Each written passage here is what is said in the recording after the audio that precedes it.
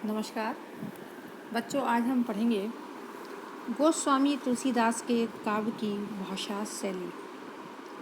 गोस्वामी जी तुलसीदास को प्राय अवधी कवि माना गया है, जबकि अवधी के अतिरिक्त उन्होंने ब्रजभाषा का भी अपने काव्य में लालित्य और कौशल से उपयोग किया है।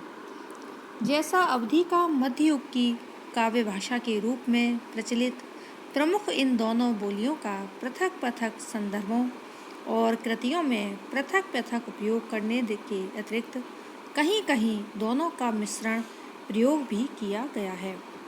विनय पत्रिका के कतिपय पद शिव स्तुति संबंधी अनेक पदों में संस्कृत पदावली प्रचुरता में विद्यमान है, जैसे शंकर शप्रद सज्जनानंद शैलकन्या परम रम्यम कामा मदमोचनम तामरसलोचन वामदेव भजे भावगम्यम इत्यादि।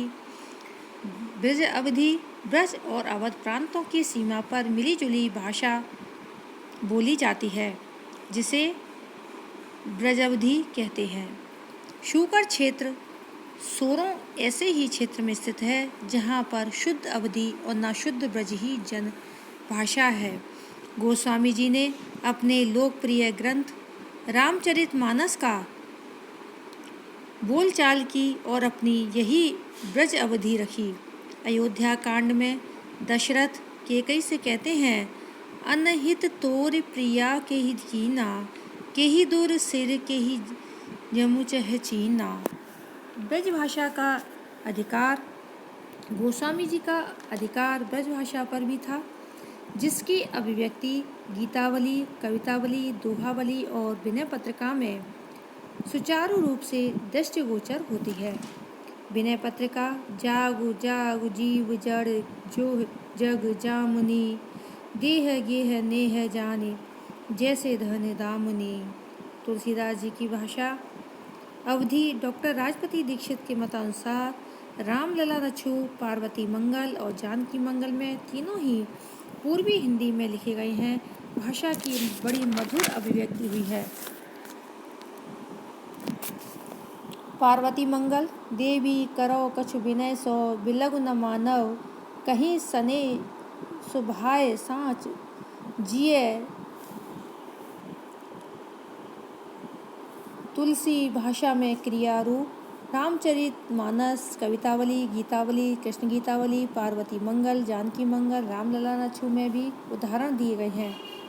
में क्रियाओं के जो रूप हैं उन पर तुलनात्मक विचार आवश्यक प्रतीत होता है, क्योंकि ऐसा करने से यह विदित हो जाता है कि गोस्वामी जी की भाषा का नामकरण किया गया। विनय पत्रिका, कवितावली, गीतावली, कृष्ण गीतावली में ये क्रियाएं ब्रज भाषा की हैं।